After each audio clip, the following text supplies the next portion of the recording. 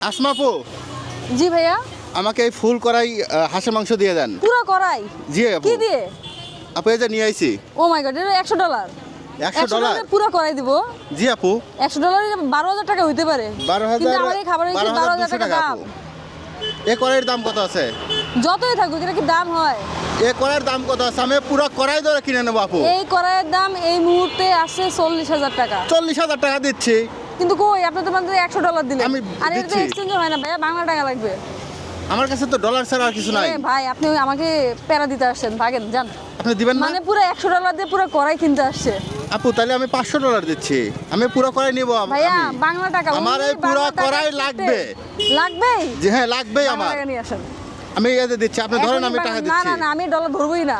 আমি আরো ডলার দিচ্ছি, আমার কাছে তো টাকা নাই। না ভাইয়া, আপনি ভাঙতি করে নিয়ে আসেন, এটা এক্সচেঞ্জের জায়গা না, ভাগেন। জানেন আপু না। আমার কাছে ডলার ছাড়া কিছু নাই, আমি আরো $400 দিচ্ছি, আপনি না এটা ভাই, ধরেন। এ ভাই অন্য রাস্তা মাপেন। যান যান যান যান যান। দিবেন না? কে ভাই আপনি, কেন প্যারা দিচ্ছেন? যান না। আচ্ছা তাহলে কড়াই মাংস আপনি কারোর কাছে বিক্রি করবেন না, আমি টাকা নিয়ে আসতেছি। ওকে ভাইয়া, নিয়ে আসেন। ওকে, আমি বিক্রি করবো না।